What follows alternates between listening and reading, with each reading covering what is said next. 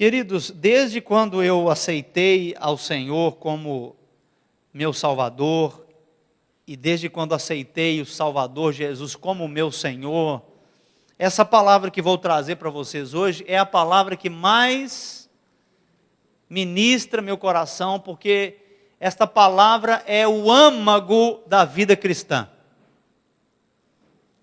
E eu quero intitular essa palavra como Não Mais Eu.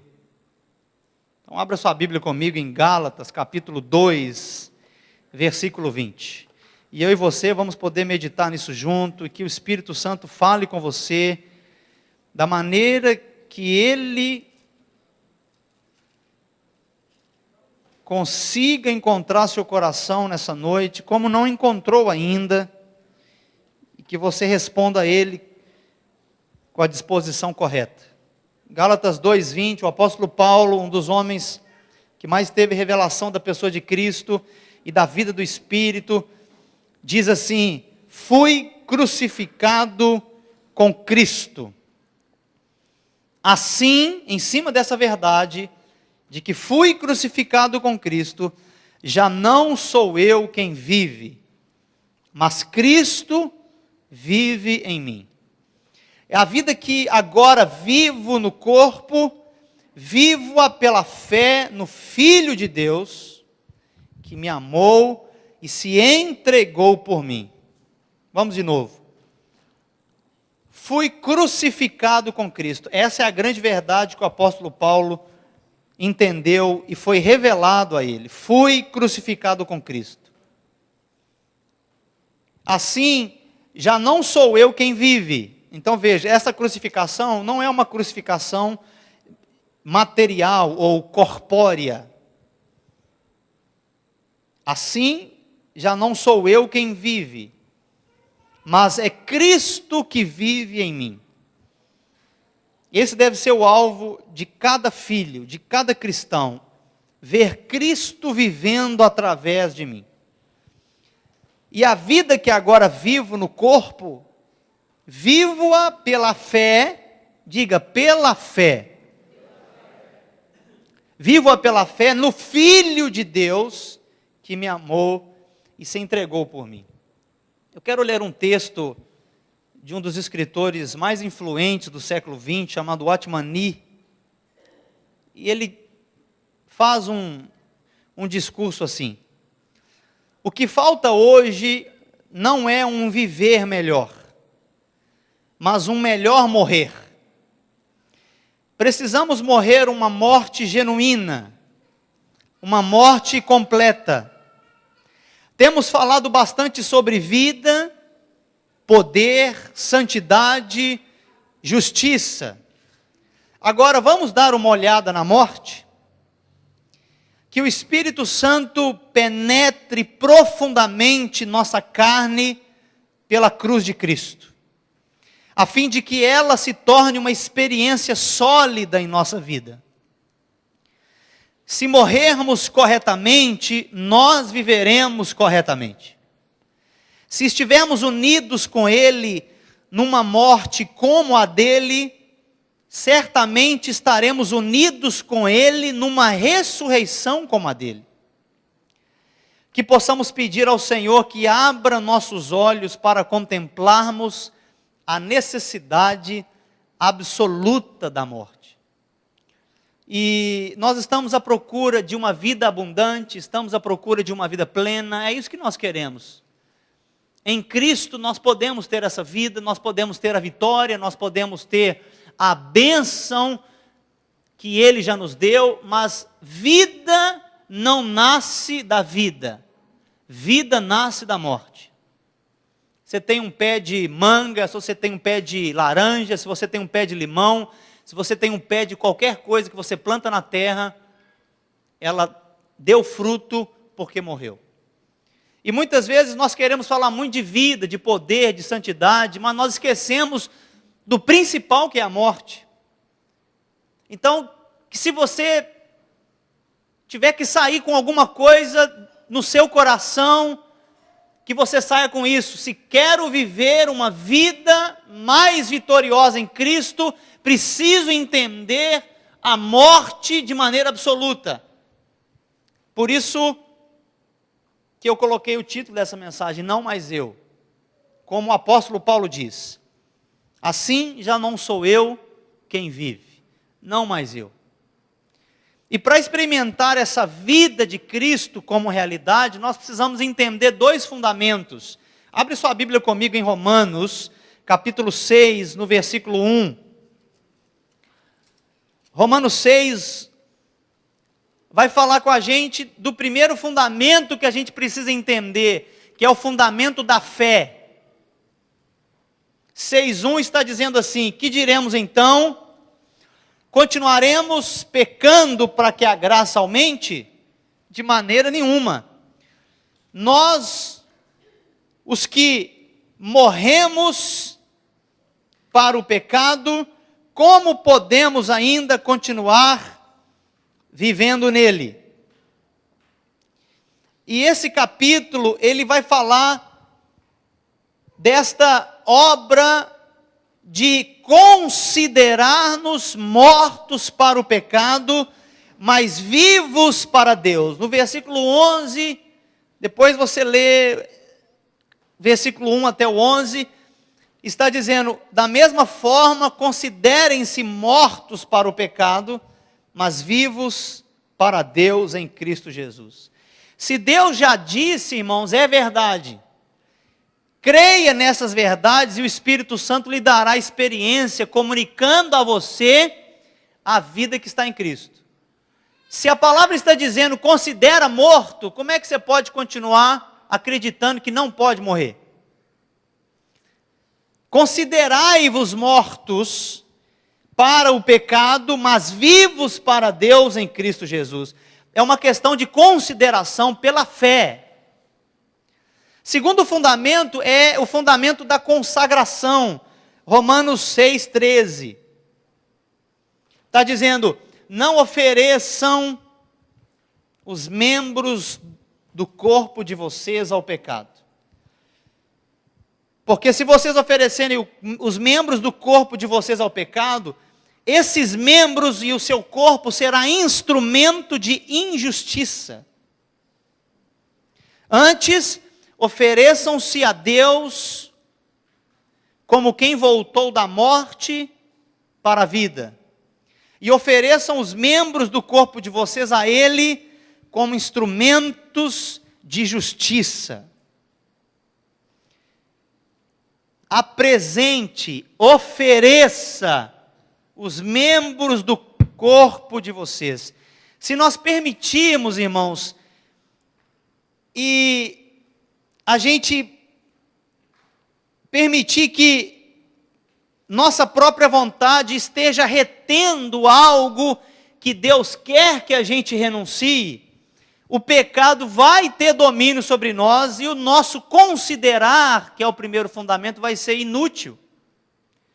Eu tenho fé e considero que estou morto, mas não ofereço meu corpo para a justiça.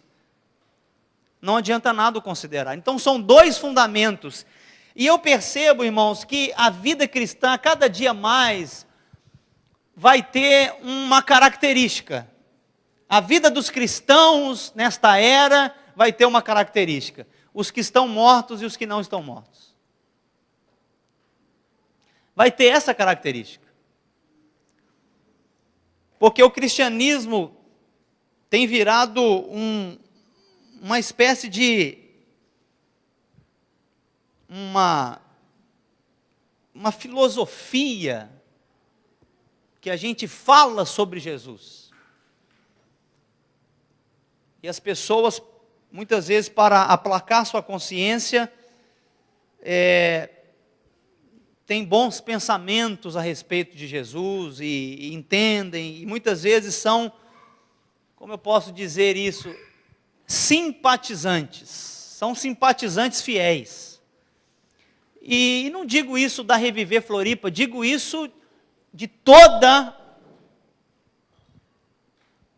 a igreja, de todas as pessoas que estão dentro de salões, aonde estão buscando mais viver uma boa vida com Jesus no coração do que entender a morte para que Cristo viva através do coração dela. Então eu vejo que isso é uma das maiores marcas que nós vamos poder ver na minha vida e na sua vida. Aqueles que estão entendendo isso. E cada dia mais eu quero te dizer, essas palavras a respeito da cruz de Cristo, da negação do meu eu, serão cada dia mais difíceis de ser ouvidas. Mais difíceis. Você falar sobre cruz há 30 anos atrás, as pessoas recebiam aquilo e abraçavam aquela palavra. Hoje, por causa do espírito que está atuando no mundo, parece que existe uma dificuldade para entender a respeito da morte do eu. Mas que a graça de Deus nos ajude como família a reviver, que a gente vai falar de cruz o resto da nossa vida. Que a gente nunca vai fugir dessas palavras. Que a gente nunca vai colocar que eu esteja vivendo e que Cristo pegue uma carona. Mas que eu morra para que Cristo viva. E existe uma diferença de ter o Espírito Santo como selo da nossa salvação e de andar pelo Espírito. Então, se eu não exerço a fé e recuso obedecer a Deus, como eu vou poder cumprir o que Jesus pediu em João capítulo 15? Jesus falou, se permanecerdes em mim, as minhas palavras em você, vai dar tudo certo. Se vocês permanecerem em mim, as minhas palavras em você, vai dar tudo certo. Uma permanência. Então nós podemos deduzir que todas as nossas derrotas vêm por causa da falta de fé e da falta de obediência. Não é mesmo? Todas as nossas derrotas, daqueles que já são filhos de Deus, se é uma derrota, vem por causa disso, a falta de fé e a falta da obediência. Entenda uma coisa, tudo que é verdade em Cristo, é verdade em você. Não pode ser diferente. Você não pode falar, não consigo viver essa vida, pastor. Não consigo negar o meu eu.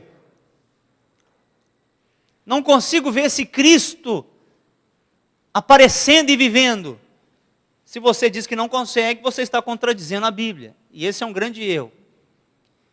Que é a falta de fé. E se você fala, mas eu tenho fé, pastor, e ainda não consigo. A segunda pergunta é, você está em total consagração? Você está oferecendo os membros do corpo para obedecer a Ele? Ou os membros do seu corpo estão sendo usados para a injustiça? E injustiça quer dizer o que não é da vontade de Deus. Essas duas perguntas. Porque tudo que é verdade em Cristo é verdade em mim e em você. Para os nascidos de novo. Aprenda a crer nisso, meu irmão, e você vai desfrutar de uma vida em abundância. Da vitória sobre o pecado. O maior milagre não é um paralítico que anda. O maior milagre não é um morto que ressuscita. Sabe qual é o maior milagre que Deus faz? Deus pega um homem sujo e impuro no meio das trevas, salva esse homem, regenera esse homem, santifica esse homem, e depois coloca ele nas trevas de novo, e ele continua puro, continua santo, continua irrepreensível. Porque está tendo vitória sobre o pecado. Isso é uma luta diária, minha e sua, irmãos. Não pense você que quem está aqui em cima é alheio disso. Na verdade, não use essa plataforma aqui como um mito, viu? Porque essa plataforma não tem nada de mito, não tem nada de sagrado, não tem nada de especial aqui. É apenas um lugar mais alto para você ver melhor.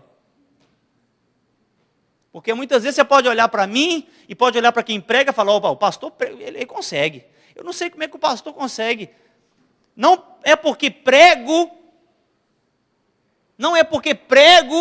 sou diferente de você. Nossas realidades são iguais. O entendimento tem que ser cada dia mais renovado. Então, quem está com o entendimento mais renovado por essa palavra, vai entendendo mais o estou crucificado com Cristo. Vamos abrir lá em Mateus capítulo 16, vamos ouvir um pouquinho o que Jesus está falando sobre esse contexto. Jesus falou muito sobre isso. Mateus 16, 21. Depois você vê o contexto. Esse é um dos contextos que mais o crente conhece. Lá no 13 começa, lá em Cesareia de Filipe, e aí Jesus pergunta, quem vocês acham que é o Cristo? Eu sou. Aí uns falam Elias, Jeremias, e Pedro fala, tu és o Cristo. Beleza, esse é o contexto, e nós vamos pular para o 21. Desde aquele momento, Jesus começou a explicar aos seus discípulos que era necessário que ele fosse para Jerusalém e sofresse muitas coisas nas mãos dos líderes religiosos, dos chefes dos sacerdotes e dos mestres da lei, e fosse morto e ressuscitasse ao terceiro dia. Então Pedro, chamando-o à parte, começou a repreendê-lo, dizendo, nunca, Senhor. Você consegue ver essa cena na sua cabeça? Nunca, Senhor, isso te acontecerá. Então vem cá, Azaf, já que você está aqui, primeiro. Então, Jesus estava no meio de um contexto cheio de discípulos, e todo aquele contexto era de que Pedro era o cara bom, era o cara que teve revelação, não é? Do contexto dos discípulos, porque Pedro falou, tu és o Cristo, o Filho do Deus vivo, pá! Aí Jesus falou, não foi carne e sangue que te revelou, mas foi o próprio Pai. Que é isso? Que revelação é essa, Pedro? Aí Pedro deve ter, é verdade. E aí Jesus começou a falar, pois é, irmãos, ou seja, um novo capítulo. Olha, a partir de agora eu quero que vocês comecem a entender que eu vou para Jerusalém, vou ter que sofrer na mão dos líderes, vou ter que ser morto por eles. Aí Pedro começa a ouvir essa história, e como se chamasse Jesus, falasse para os discípulos assim, espera aí que eu vou conversar com o negócio aqui, acho que ele não está entendendo.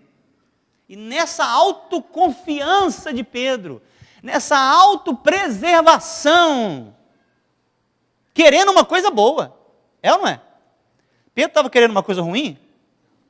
Pedro estava querendo uma coisa muito boa. E Pedro chama à parte. Olha que destaque que Pedro fez na frente dos discípulos. Porque quando é para revelar, é na frente de todos. Mas quando é para preservar, é só entre os dois. Nunca, Senhor, o Senhor não fale uma coisa dessa. O Senhor está achando que eu deixei minha mulher e as redes para ver você morrendo em Jerusalém? Nunca, isso nunca vai te acontecer. Eu estou deixando bem claro isso para o Senhor, tá? Pode descer. Você está entendendo? É mais ou menos esse o contexto que Pedro está falando com Jesus. Nunca, Senhor, isso nunca te acontecerá. Jesus virou-se e disse a Pedro, para trás de mim, Satanás. Você é uma pedra de tropeço para mim. E não pensa nas coisas de Deus, mas nas dos homens. Então Jesus disse aos discípulos, ou seja, agora um outro contexto. Jesus agora já deu uma direta para Pedro.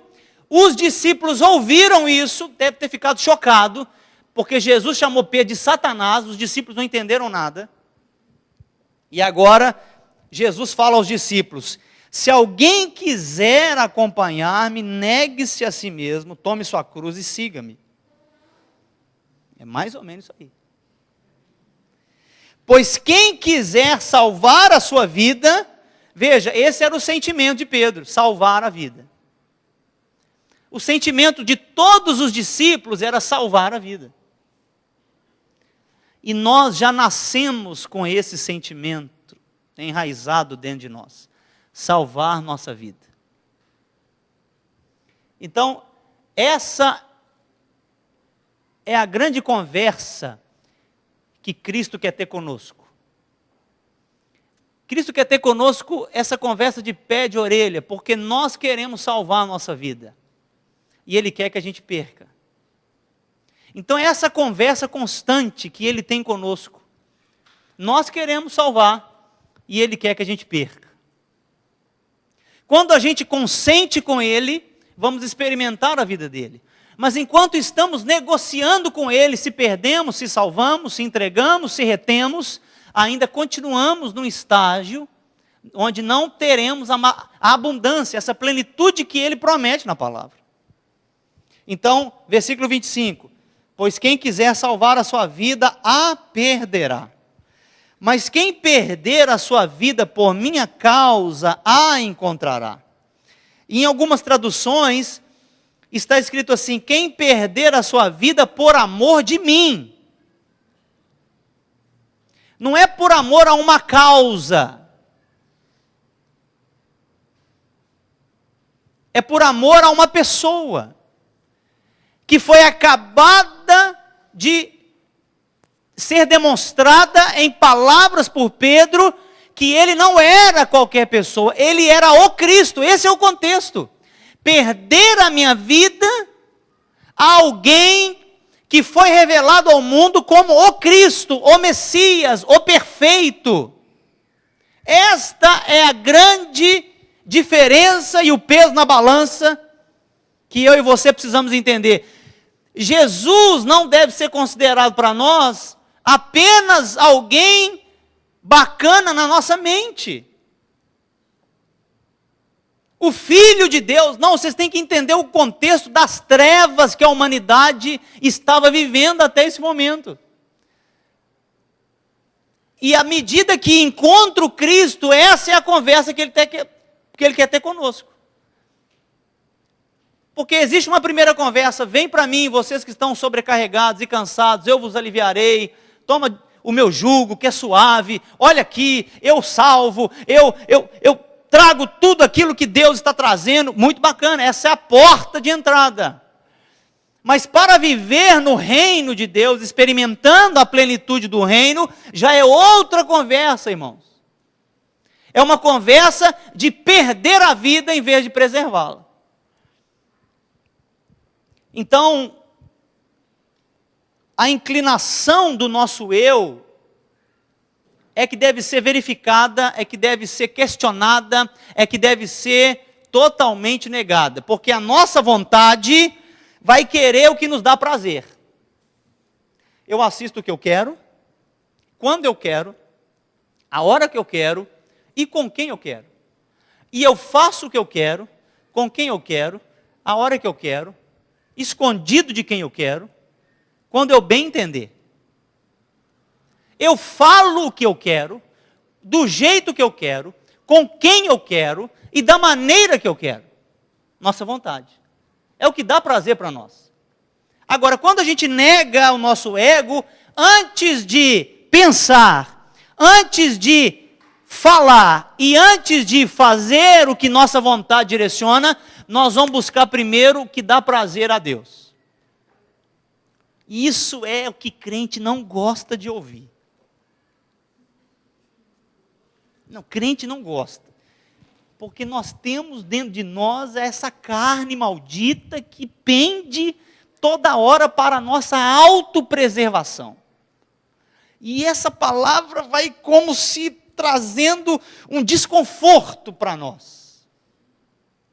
Mas eu não vejo que nós estamos passando por um desconforto maior do que Pedro passou.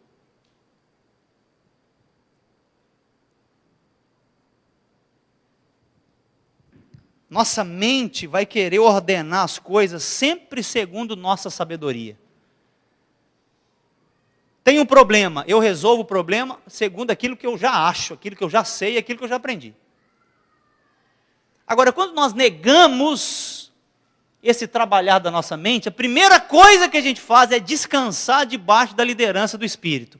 E isso é uma das coisas mais difíceis que tem para o cristão. Descansar debaixo da liderança do Espírito. Tem uma decisão a tomar. Ele bate o martelo e nem pergunta para Deus o que ele pensa. Vou fazer e pronto. Porque o eu está se autopreservando. A mente está em ação e a mente já sabe o que fazer. Então, quando negamos o primeiro impulso da nossa mente, o que vamos fazer, e negamos isso, e vamos descansar debaixo da liderança do Espírito, o eu vai ser negado. E a nossa emoção faz a mesma coisa, ela busca prazer nos sentimentos o tempo todo. E olha, irmãos, o que nós estamos vivendo numa era que está dando prazer, não está no gibi. Essa é a era que está dando mais prazer à humanidade.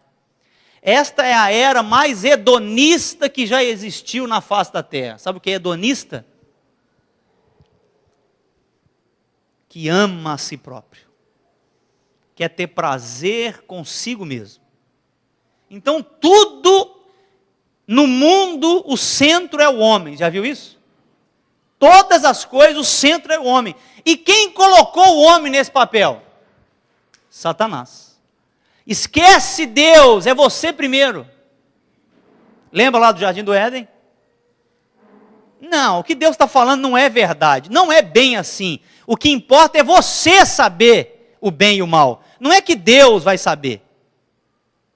Então, Satanás, como disse Jesus, colocou o homem no centro das coisas. Toda vez que eu me inclino para mim mesmo, me amando primeiro, eu cultivo a minha própria força. Mas toda vez que nego a mim, por obediência a Cristo, eu cultivo o fruto que vem pelo Espírito Santo. Então está aí a resposta. Por que você não dá fruto do Espírito? Por que eu não dou fruto do Espírito? É por causa disso. Não é por causa do marido, da esposa, do filho, do problema, da falta de dinheiro. Não, não é por isso. Em Marcos capítulo 12, Jesus fala algo muito interessante. E ele coloca o maior dos mandamentos baseado na negação do eu. Marcos 12, 28. Está dizendo assim: um dos mestres da lei aproximou-se e os ouviu discutindo. Notando que Jesus lhes dera uma boa resposta, perguntou-lhe: de todos os mandamentos, qual é o mais importante, mestre? Respondeu Jesus: o mais importante é este: ouve, ó Israel, o Senhor, o nosso Deus, o Senhor é o único Senhor. Ame o Senhor, o seu Deus, de todo o coração, de toda a sua alma e de todo o seu entendimento e de todas as forças. O segundo é este: ame o seu próximo como a si mesmo. Não existe mandamento maior do que estes. E isso está diferente em Mateus, em Marcos, em Lucas. E existe esta verdade de amar a Deus acima de todas as coisas e amar o próximo como a mim mesmo. Veja, os dois maiores mandamentos estão baseados na negação do meu eu. Já parou para pensar nisso? Amar a Deus sobre todas as coisas. Amar o próximo como a mim mesmo. A prova, queridos, de uma vida cristã bem-sucedida é essa demonstração de que estou amando a Deus acima de todas as coisas. E o que seria essa todas as coisas? O que seria isso, todas as coisas? A gente pensa logo que é acima do casamento, acima dos filhos, acima do carro, do trabalho, do emprego, acima daquilo que eu amo, que eu posso tocar. Mas você já parou para pensar que essa todas as coisas está baseada em uma coisa só? No seu eu? Porque se você ama alguma coisa, é você que está amando. O problema não é as coisas, o problema sou o que eu amo. É esse eu que não morre, antes ele ama a si mesmo. A síndrome da autopreservação. Vou me preservar. E o que é amar a Deus sobre todas as coisas, acima de todas as coisas, com toda a minha alma? Olha, a alma é as nossas vontades, nossas mentes com os pensamentos e todas as nossas emoções. Existe um mandamento que ele nos diz: ame a Deus com toda a sua alma. Ou seja, antes de você, ame a Deus primeiro. E se sobrar alguma coisinha para você, fique satisfeito. Amar a Deus sobre todas as coisas, irmãos, é amar a Deus acima de mim mesmo. E como isso é difícil. Como isso é difícil. Como isso é uma luta constante. Você já reparou isso?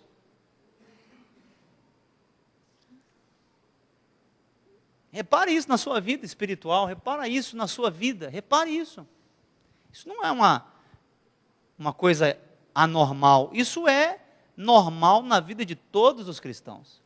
Como é difícil amar a Deus acima de mim mesmo. E aí ele continua: olha, ame o seu próximo como você ama você mesmo. O que Jesus está querendo ensinar? Você não aprendeu a amar você mesmo. Você já nasceu amando você acima de qualquer outra coisa. Correto? Uma das primeiras palavras que eu e você aprendemos a falar é meu. Sim? É meu. Uma das primeiras palavras. Possessão. É meu. É para mim. O que eu vou ganhar? E esse mundo está baseado em cima disso. O que eu vou ganhar? Não é essa a pergunta? E que muitas vezes nós entramos no barco. O que eu vou ganhar com isso? O que eu vou ganhar com isso? Pastor, eu faço, mas o que eu vou ganhar com isso? Maridão, eu até faço, mas o que eu vou ganhar com isso? Esposa, eu posso até fazer o que você está falando, mas o que eu vou ganhar com isso? Os filhos adolescentes, então, nem se fala. É uma centralidade do ego que não tem igual. Eu já estou vendo isso com as minhas filhas. Em vez da gente cantar aqui, tudo gira em torno de ti, tudo gira em torno delas. É a hora que eu vou levar elas para tomar sorvete, é a hora que vai ter o McDonald's, é a hora que vai ter a comida para elas, é a hora disso, é o tempo todo essa luta constante. É ou não é? E a gente tem sido mal acostumado por esse mundo. Você vai num restaurante, o que você quer? Ser o cliente mais bem tratado. Na verdade, os grandes restaurantes, as coisas boas dessa vida, devia ter uma placa assim: venha amar mais você mesmo. Porque é um cultivo do amor. Não é verdade? É assim, queridos. Você vai num lugar, é mal atendido, você fala: eu não volto aqui nunca mais. Que pessoal é esse? Porque existe uma cultura de amor ao eu. E quando nós aceitamos Jesus, esse eu não vai embora. A gente arrasta esse maldito desse eu. E por isso a conversa de pé de orelha que Cristo quer ter comigo e com você todos os dias é: e aí? Você vai perder para mim ou você vai preservar para você hoje? O que tem para mim hoje? Essa é a conversa que Ele quer ter conosco. Deixar de me amar para amar a Deus. Deixar de me amar para colocar o outro na frente. Isso é uma coisa linda. Quando a gente consegue enxergar no outro que ele está amando mais a mim do que a ele mesmo. Por isso que a palavra diz, o amor de Cristo nos constrange. Porque o amor de Cristo não está baseado nele. Cristo nunca quis preservar a ele mesmo. Ele abriu mão do que era, tomou forma humana e veio servir. Por isso, irmãos, que a cada dia mais exista no nosso meio uma qualidade, uma característica natural, sem forçação de barra, de desejar ver o outro sendo servido antes de mim. Antes de mim.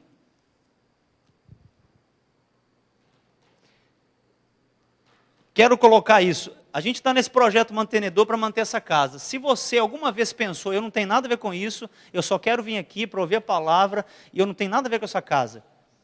Hedonista. Você quer saber só de você, você não quer saber do outro. Aquela pessoa não foi na célula já 2 semanas, você não está nem aí para ela, você não liga, você não quer saber, você quer saber de você e que o seu líder esteja lá pronto para você. Hedonista, só quer saber de você mesmo. Não liga, não se preocupa, não quer saber dos outros, quer saber de você. Isso é um problema. Como que vai ser constituída uma família onde cada um pensa em si mesmo? Por isso, como família de Deus, a conversa que o irmão mais velho quer ter conosco é essa. O que você vai fazer para apresentar que está amando mais o outro em vez de você mesmo? Porque é isso que significa negar o ego.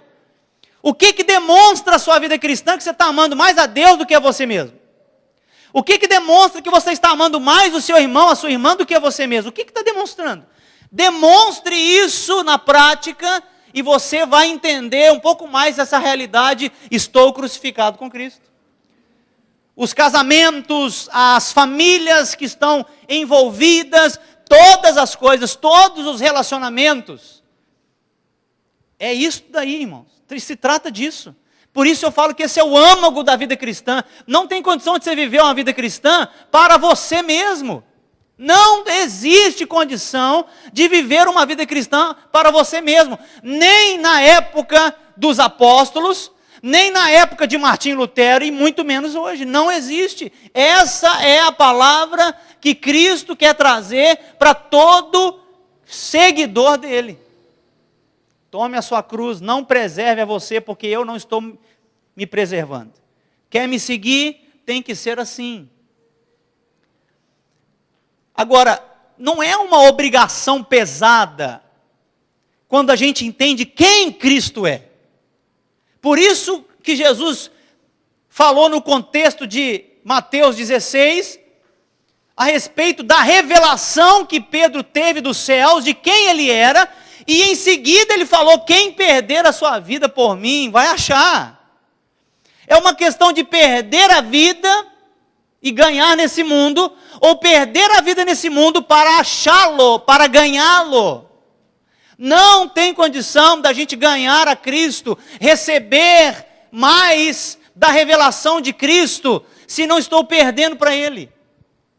É uma matemática muito simples, ou eu perco e ganho nesse mundo, ou eu perco nesse mundo por amor a Ele, para ganhar o que Ele quer me dar.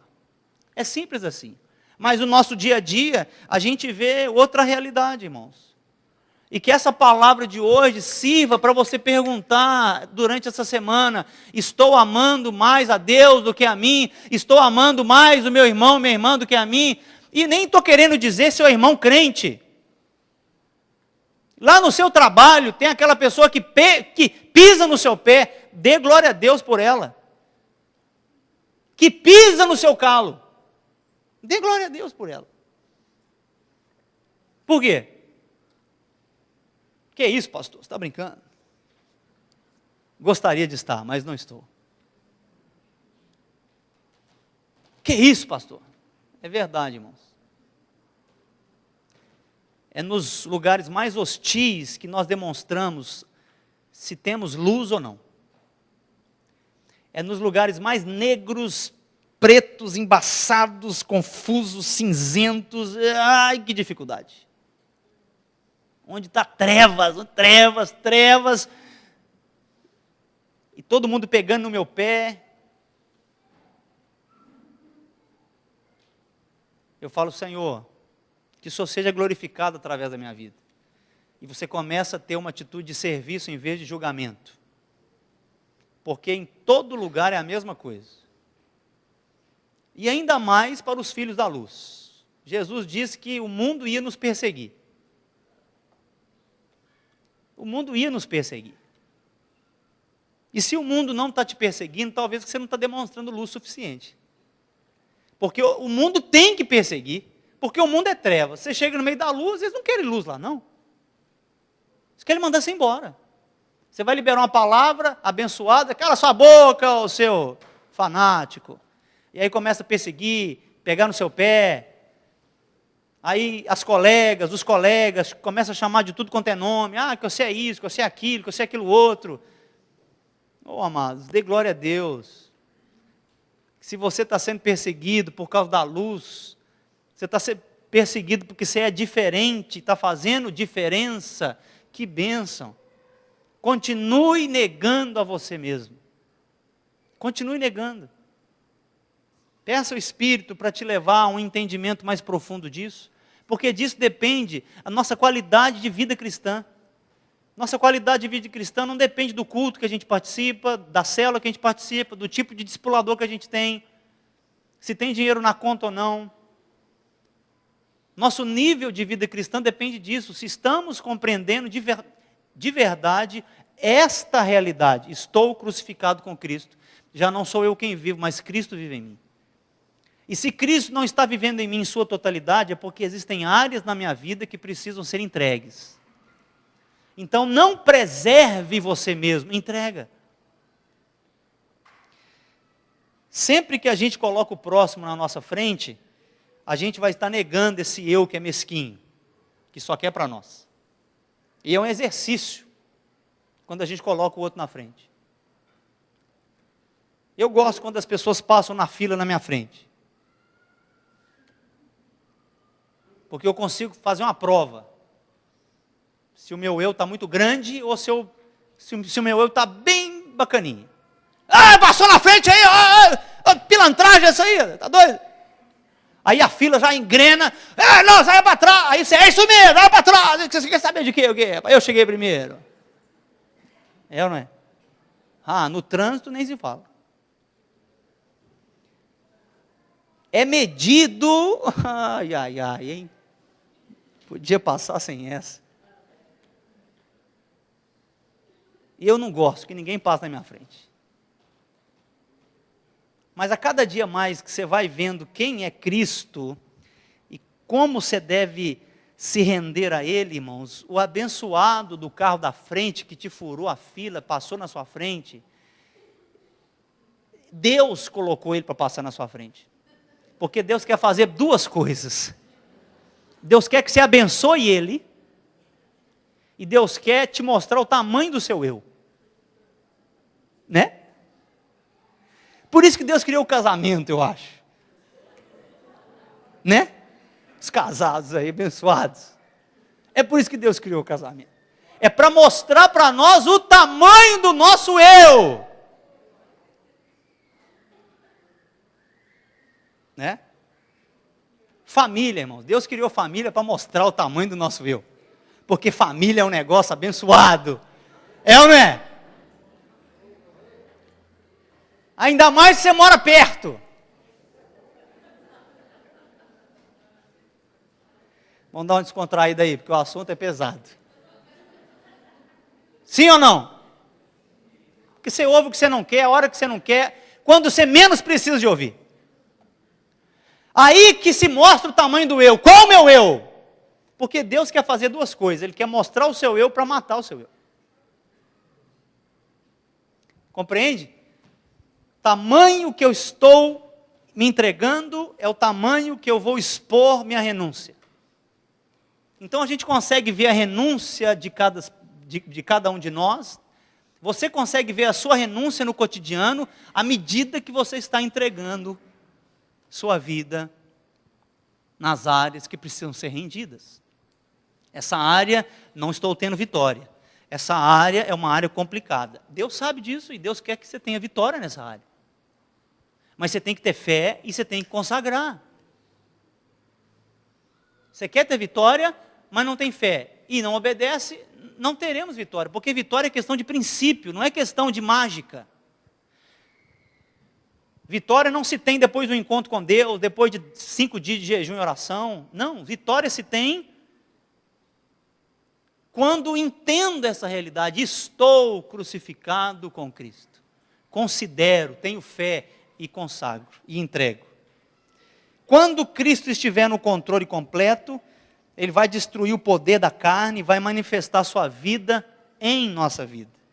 E o fundamento desta vida vitoriosa sempre foi e sempre será: estou crucificado com Cristo. Você não tem que crucificar a sua carne, você não tem que matar a sua alma, você tem que só compreender: eu estou crucificado com Cristo. É uma consideração pela fé. E aí me rendo totalmente. E aprendo a identificar na minha vida, no meu cotidiano, aonde o meu eu está amando mais a Deus e aonde o meu eu está amando mais o meu próximo. Onde o meu eu está amando mais a mim do que o meu próximo, desculpa. Então, quero encerrar dizendo para vocês que, para que essas realidades de Deus se tornem realidades para nós, nós devemos fazer algumas coisas. A primeira delas é me agarrar a essa palavra para crer o que Deus diz que somos. Eu me agarro a essa palavra e não negocio com essa palavra na minha mente. Eu sou o que Deus diz que eu sou. Segunda coisa, eu devo atuar sobre esse fundamento dessa realidade, demonstrando e manifestando o que já somos.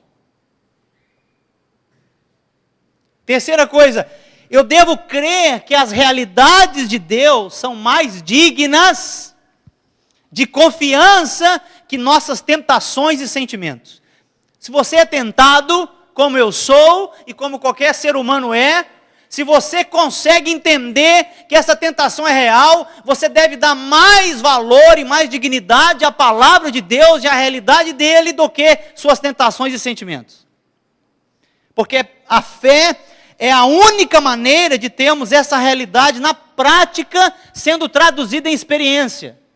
Porque, como eu preguei no domingo passado, nós não precisamos de uma nova revelação, precisamos de realização. Porque de palavra nós já temos muito. Precisamos de realização. Sua família será abençoada quando se realiza algo através de Cristo. Seu casamento é abençoado quando se realiza algo através de Cristo. Jovens e adolescentes, vencemos as tentações e todo o pecado que vem quando Cristo está sendo manifesto. Não é quando recebo uma oração poderosa. Você pode receber várias orações poderosas. Pode fazer a campanha de jejum e de oração que você quiser. Não se vence o pecado com jejum e oração, se vence o pecado com Cristo vivendo. A oração e o jejum nos ajudam a avançar em entendimento, em sabedoria, em conhecimento, em poder. Mas se você apenas ficar de jejum e oração, você vai ver que é pelo seu esforço que você está querendo ser santo. Não seremos santos pelo nosso próprio esforço. Cristo em nós já é santo, só deve ser manifestado, irmãos. Esse é o segredo. E quarto, todas as realidades de Deus estão em Cristo. Portanto, eu e você devemos permanecer nele. Vou repetir então. Para que essas realidades de Deus se tornem nossas próprias realidades, eu devo me agarrar a essa palavra para crer que sou o que Deus diz que eu sou. Segundo, eu devo atuar sobre esse fundamento, que é essa realidade, manifestando o que eu sou. Primeiro eu creio que sou o que diz que eu sou. Depois eu me fundamento nessa realidade para manifestar o que já sou. Terceiro, eu creio nesta realidade de Deus mais do que eu estou crendo do que tentação e sentimento é real. Não, eu creio mais na realidade de Deus, mais na palavra de Deus, eu dou mais confiança nessa palavra. E quarto, que essas realidades de Deus em Cristo, só tem um lugar para nós, permanecermos nela. Eu creio, irmãos, que Cristo é o melhor marido, melhor esposa, melhor filho, o melhor cidadão, o melhor empregado, o melhor patrão, o melhor vendedor, não para benefício próprio, mas para demonstrar glória para Ele. Quanto mais Cristo estiver sendo mostrado na sua vida, quanto mais essa realidade estiver sendo vista em você, mais benefícios você terá e as pessoas que estão ao seu redor terão. Muitas vezes queremos ganhar nossos parentes, nossos amigos, queremos que eles entendam algo, estamos falando, e parece que entra no ouvido e sai por outro. Quem sabe é momento de parar de falar, de parar de insistir e começar, irmãos, a negar o nosso eu, a ponto de dizermos, é Cristo que está vivendo através de mim. Nós não temos outra saída, irmãos. Cristo nos nossos lares, Cristo nas nossas vidas, Cristo nas nossas faculdades, nos nossos colégios, no meio das dificuldades, no meio das densas trevas, é Cristo que resolve, nós não resolvemos nada. Então que o Espírito Santo possa dirigir você a um olhar para o seu eu, a ponto de que você não preserve o seu eu, que você possa estar negando ele o tempo todo, tomando sua cruz, e vendo, quero amar a Deus acima de mim. Quero amar o que está ao meu lado acima de mim mesmo. E que o Espírito te conduza à vitória que já é sua. Feche seus olhos. Fique de pé. Coloque o seu coração diante do Senhor. E diga para Deus e diga para o Senhor o que você precisa dizer depois dessa palavra. Com as suas próprias palavras. Não existe culpa nem julgamento, existe libertação. Existe um maior entendimento. Existe verdade que manda mentira embora. Por isso não se sinta julgado nem oprimido, não. Que essa palavra liberte você de você mesmo, a ponto de que Cristo esteja aparecendo, de que seja verdade na minha vida e na sua vida, estou crucificado com Cristo, e as áreas da minha vida que ainda não estão rendidas, irei render. Você consegue, se você tem o Espírito de Deus, essa palavra é para você. Não se sinta condenado, nem culpado. Não aceite as acusações do diabo que você não consegue, que você não pode. Tenha esta fé nesta palavra que vem de Deus, que ama você. O apóstolo Paulo deixou bem claro, eu vivo essa vida pela fé por meio dele, que se entregou por mim e que me amou. Palavra da negação do eu não está baseado em ira, em julgamento, mas está baseado no amor que Ele tem por nós. Ele ama você. E quer ver que toda a sua vida está em liberdade, que você de fato vai poder dizer, sou livre, livre de mim mesmo. E que Satanás não está tendo nada em minha vida. Que eu não estou preservando nada, não estou retendo nada do que Deus tem me falado para entregar e para dar. É disso que depende nossa vida, irmãos. Nossa vida espiritual depende disso. Por isso, diga ao Senhor agora. Diga o que você precisa dizer. Entrega o que você precisa entregar. Faça a oração que você precisa fazer.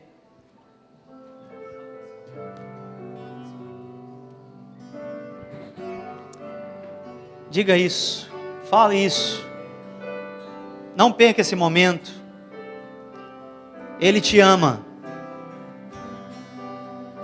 Ele te ama.